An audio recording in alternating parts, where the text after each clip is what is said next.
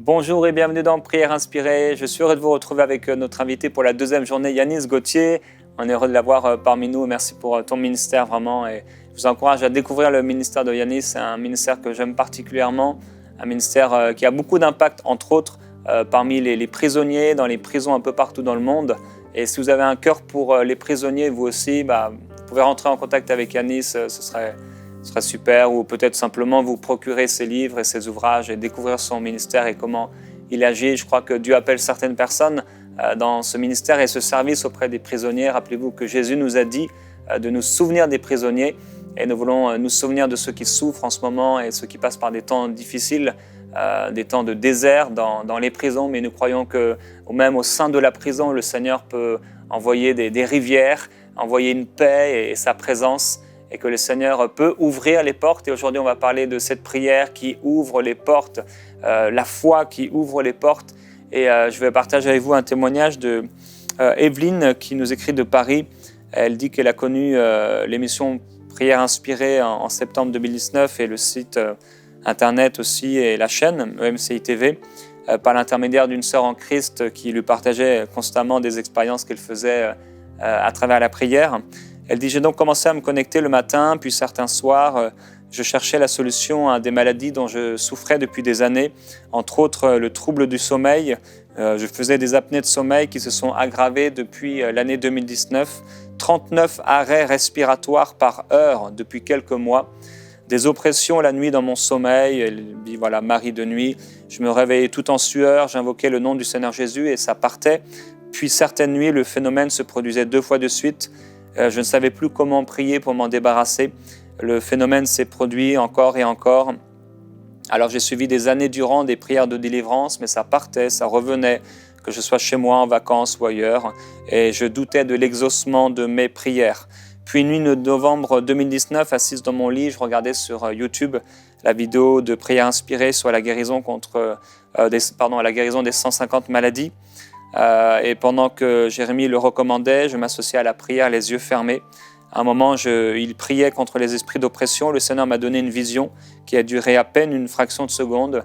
J'ai vu une dame, c'était sombre, la dame était un peu forte, pas très grande, un pagne noué à la taille, le dos nu, elle descendait de mon lit. En tout cas, elle donne des détails. Et finalement, la dame lui a fait un geste comme de adieu. Et elle a ouvert les yeux. Et elle a vu que la prière se poursuivait et il a continué à prier jusqu'à la fin. Et elle dit à partir de cette nuit, donc ça fait maintenant quelques mois, à partir de cette nuit, j'ai réalisé qu'enfin j'étais libéré de cet esprit qui m'avait pourri la vie depuis mon enfance. Vraiment gloire à Dieu. De la même façon qu'hier, on a partagé un témoignage un peu similaire sur la délivrance d'oppression spirituelle où nous ne savons pas, frères et sœurs, ce qui se passe dans les maisons et peut-être même dans vos vies. Peut-être vous allez très bien et gloire à Dieu parce que c'est la volonté de Dieu que vous puissiez vivre dans sa bénédiction, mais il y a des gens dans vos églises locales même, ou autour de vous, vos collègues de travail, qui vivent des oppressions terribles, terribles. D'ailleurs, ça me rappelle, Annabelle était un jour dans une salle, on avait amené à l'époque, Eden était petite et elle faisait des cours de danse, et il y avait donc les parents qui venaient récupérer les enfants, et Annabelle avait à cœur de témoigner à une femme qui se trouvait à côté d'elle.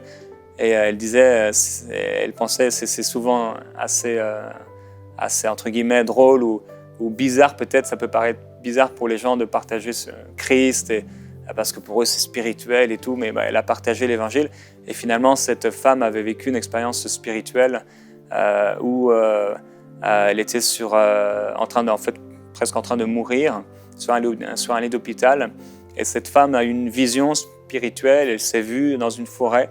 Elle était incapable de s'arrêter, elle courait comme échappant à un danger. Elle ne pouvait pas s'arrêter et elle voyait qu'en fait, au bout, il y avait un énorme gouffre dans lequel elle allait tomber.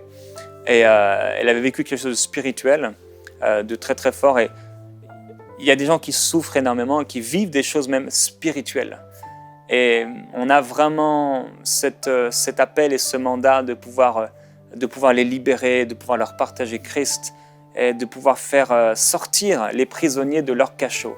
C'est la volonté de Dieu pour nous, et même si tous on n'est pas appelés dans le ministère que tu as aujourd'hui d'ailleurs, un ministère auprès des prisonniers en prison directement, on a des appels, des grâces particulières, différents, mais déjà dans la prière, on peut rejoindre ces personnes en priant pour eux, Et j'ai à cœur dès maintenant de prier pour ceux qui sont là, non seulement dans les prisons, des murs, prisons carcérales, ou en tout cas dans ce milieu carcéral, ou même des prisons intérieures, dans les pensées.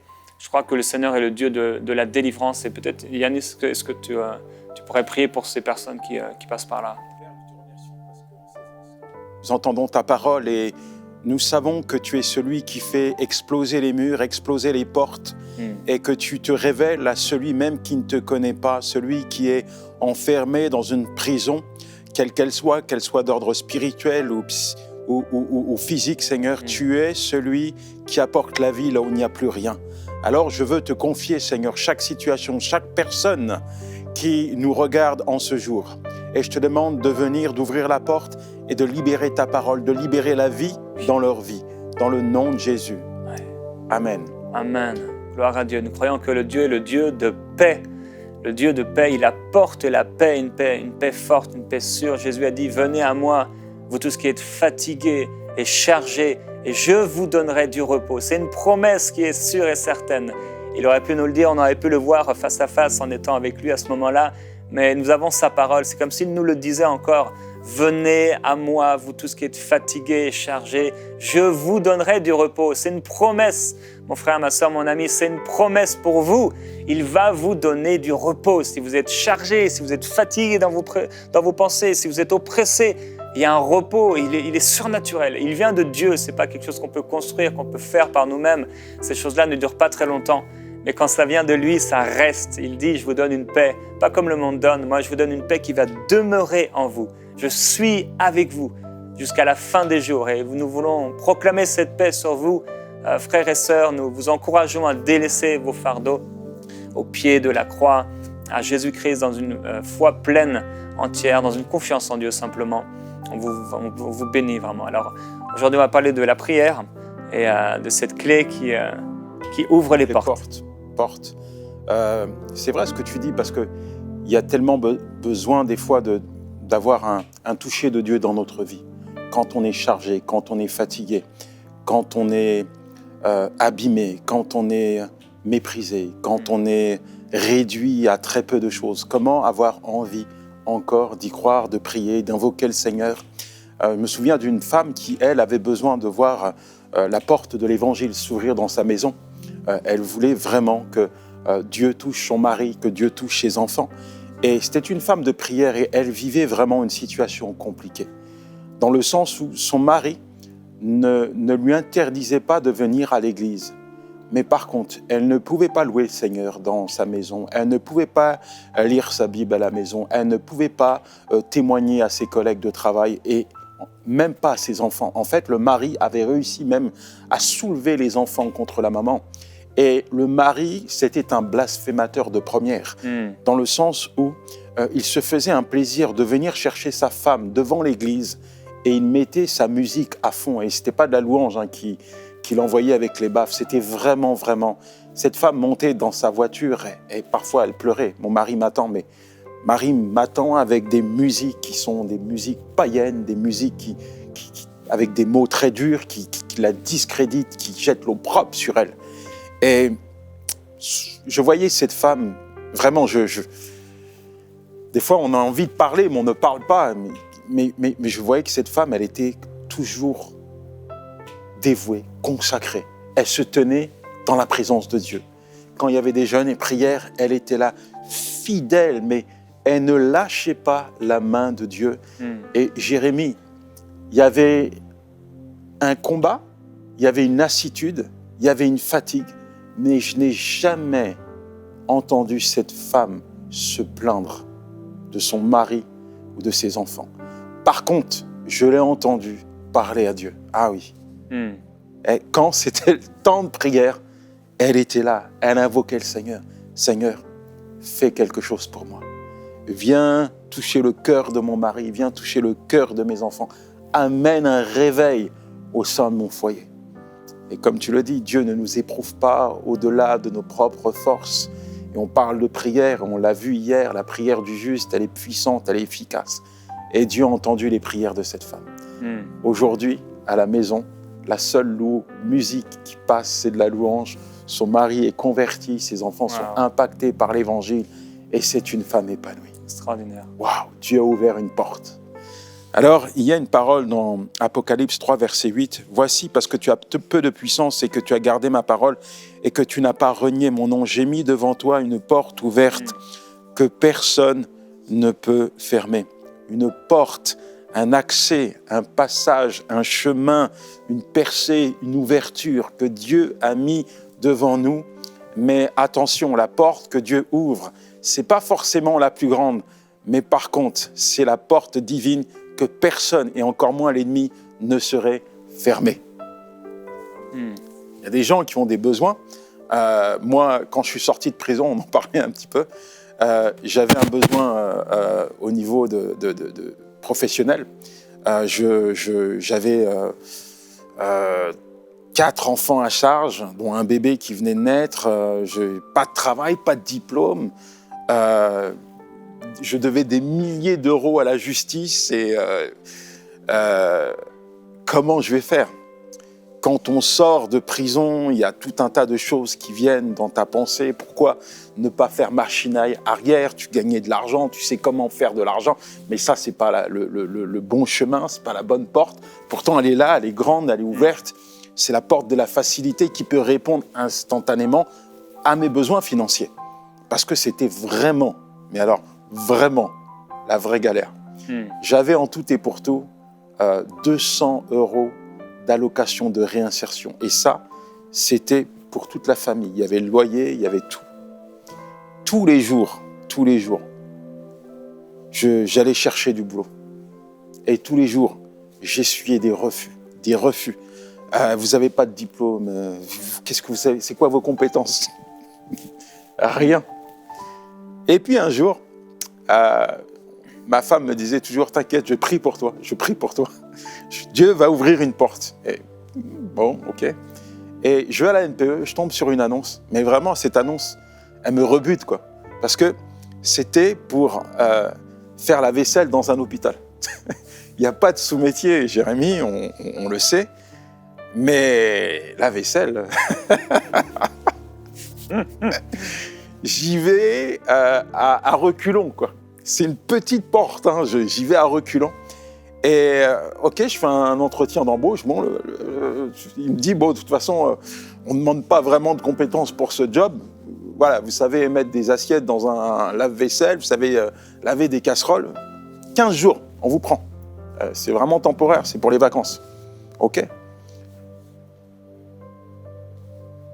Je lavais les assiettes et je pleurais parce que je me sentais tellement bas par rapport à ma vie d'avant, à ces portes que moi je m'étais ouvertes, dans le sens où les portes que je m'étais ouvertes me couvraient de richesses. J'avais des belles voitures, des habits, de l'argent, la grande vie. Ça, c'est les portes que je m'étais ouvertes. Et là, il y a une porte que Dieu a ouverte, c'est une petite porte, mais je suis humilié au sein de cette porte, humilié, je me sens en lavant les assiettes. Et puis, le moment de la paye arrive. La paye,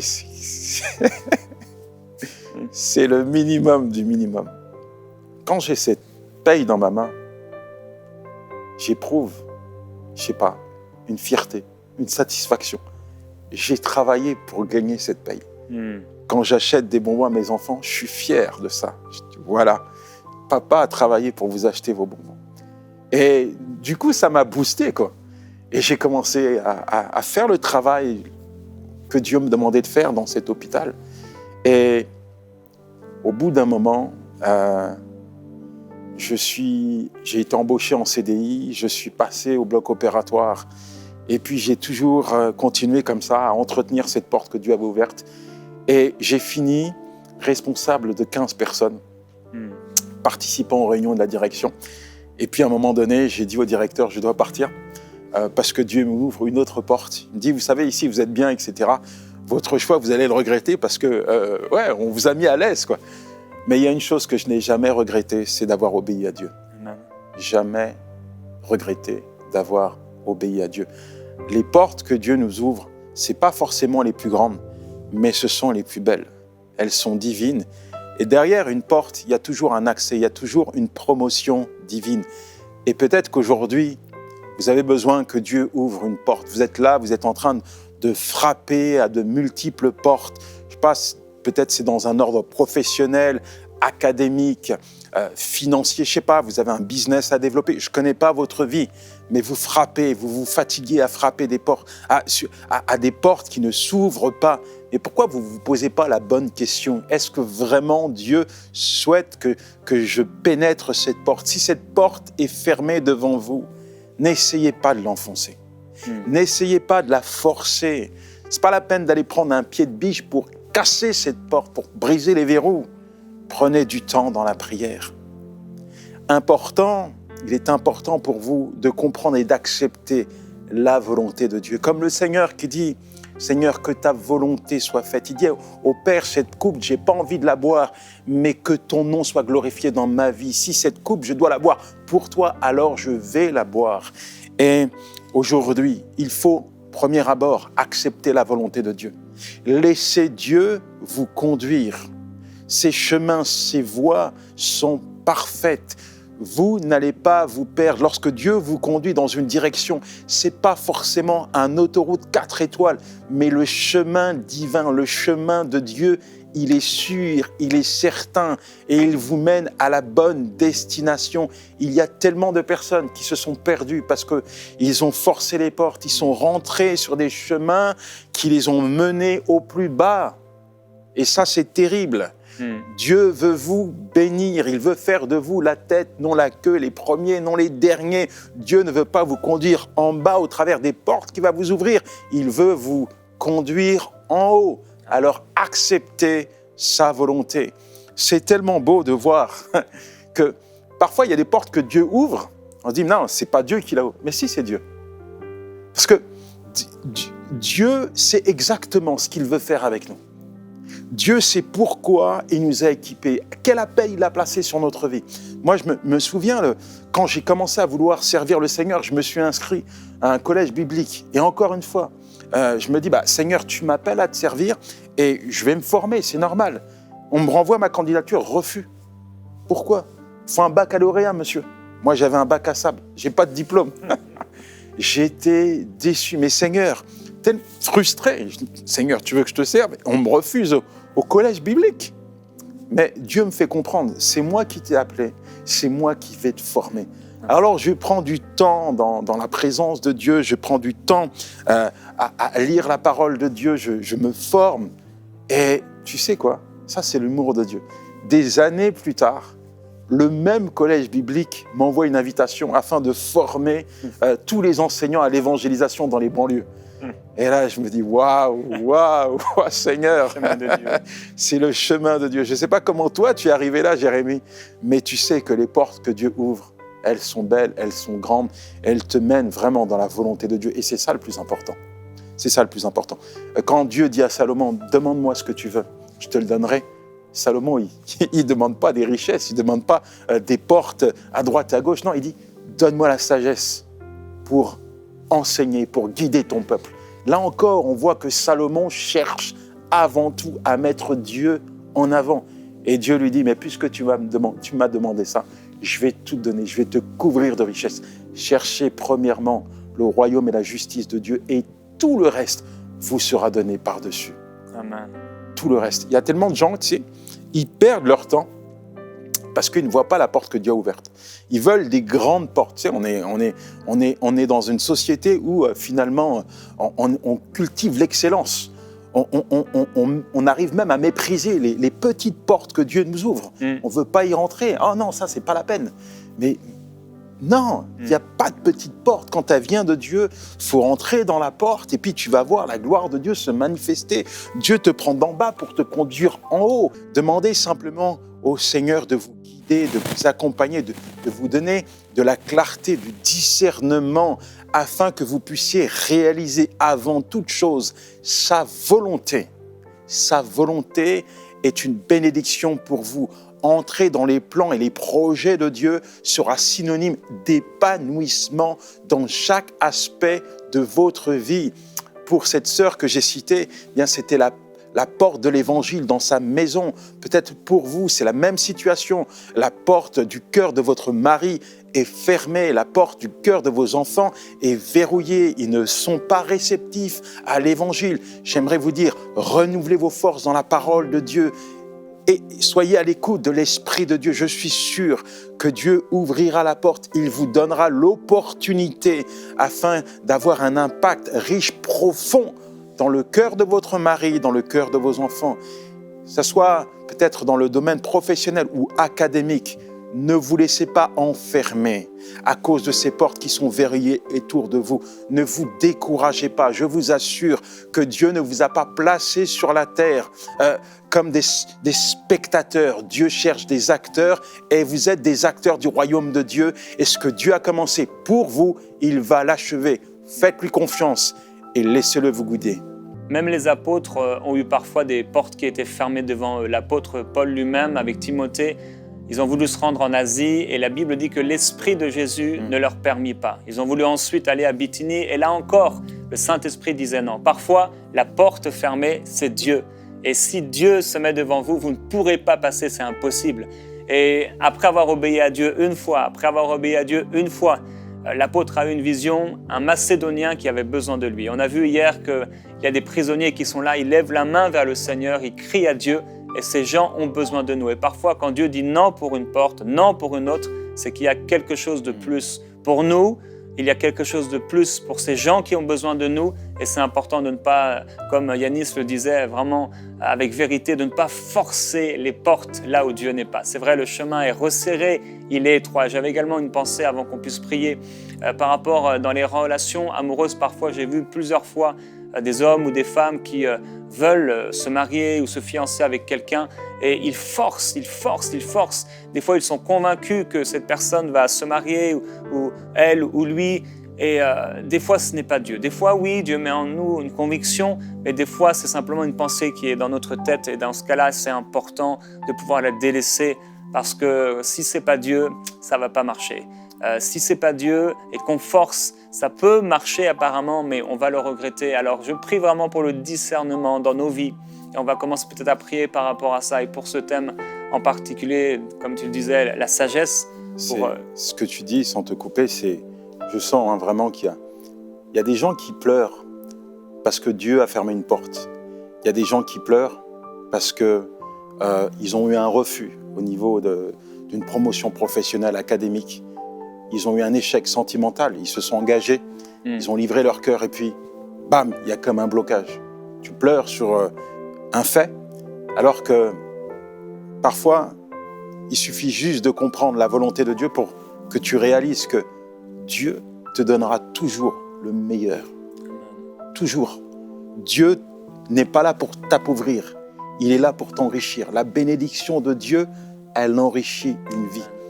Alors, j'aimerais vraiment vous encourager à ne pas pleurer devant les portes qui sont fermées, à ne pas perdre votre temps à essayer de demander, de quémander pour que les portes se réouvrent. Non, si Dieu a fermé la porte, laissez cette porte fermée, quelle qu'elle soit. Même si dans votre cœur, sentez que ça va être dur, compliqué. Oui, il y a quelqu'un, vous étiez engagé émotionnellement et puis ça fait mal, il y a une rupture qui est là.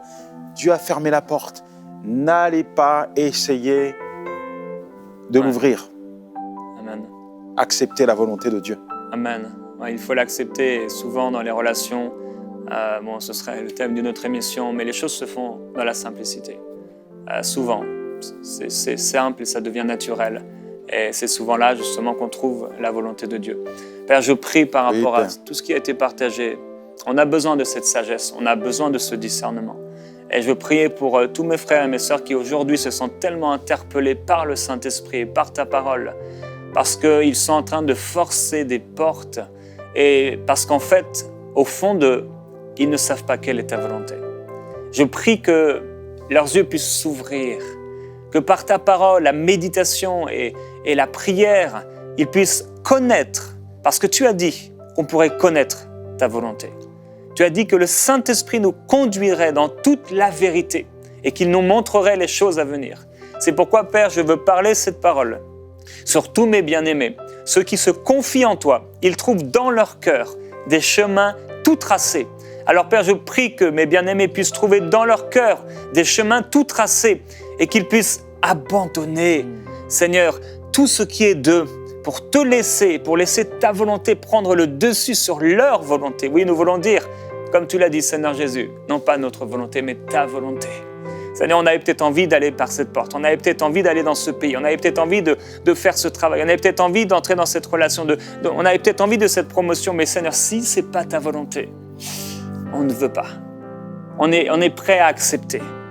On ne veut pas entrer dans quelque chose que tu ne voudrais pas. Oui. Seigneur, nous disons oui à ta volonté. Père, je prie le discernement, vraiment, le discernement, oui, que les yeux s'ouvrent, oui. Que les yeux s'ouvrent, soient ouverts, que les personnes, Seigneur, qui sont en train de résister à ta volonté, même sans le savoir parfois, Seigneur, qu'ils puissent comprendre. Je te demande, Père, de parler à ton peuple. Ta parole déclare que même la nuit, tu parles. Tu donnes une voix, tu mets le sceau à tes instructions par les songes. Alors Père, je te demande, oui, viens parler à tes serviteurs. Comme tu l'as dit, tu parlerais par des songes et par des visions. Merci, merci de parler, d'éclairer les choses. Merci pour la clarté. Ta parole est une lampe à nos pieds. Merci pour ta parole. Lumière merci pour ta parole. Oui, cette lumière sur notre sentier. Merci. Nous voulons méditer ta parole, croire ta parole, être dirigés par ton esprit. Merci mon Dieu. Comme Moïse, Seigneur, qui t'a dit alors que tu voulais l'envoyer, je ne bougerai pas si tu ne viens pas avec nous. Amen. Je ne me déplacerai pas si tu ne nous accompagnes pas. Amen. Seigneur, merci parce qu'aujourd'hui, je sais que tu as déposé ta voix dans l'incertitude. Tu as apporté une réponse, tu as apporté une révélation. Merci, mon Dieu, de ce qu'aujourd'hui, des décisions sont prises, des sacrifices vont être faits pour te mettre en avant, pour que ta volonté et ta volonté seule soient appliquées dans la vie de ceux qui sont, Seigneur, perdus, dans la confusion, Père.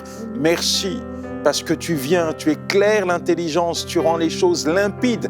Merci parce que tu te révèles personnellement. Oui, tu inscris tes plans, tes projets dans les cœurs de tes enfants. Oui, Seigneur, nous savons que c'est toi qui bénis le juste. Tu l'entoures de ta faveur comme d'un bouclier. Alors, Seigneur, je décrète et je proclame ta bénédiction, Père, sur chacun de nous, dans le nom de Jésus. Amen. Amen. Amen. Gloire à Dieu. Nous vous bénissons. Merci encore, Yanis. Et là où est le Maître, c'est là que je veux être. Comme Moïse, si la nuée reste, on restera. Si la nuée avance, on avancera. Non pas notre volonté, mais la sienne. On vous bénit et on vous retrouvera demain dans Prière Inspirée. Passez peut-être une excellente journée si vous êtes le matin, une bonne soirée, une bonne nuit si vous êtes le soir. À demain.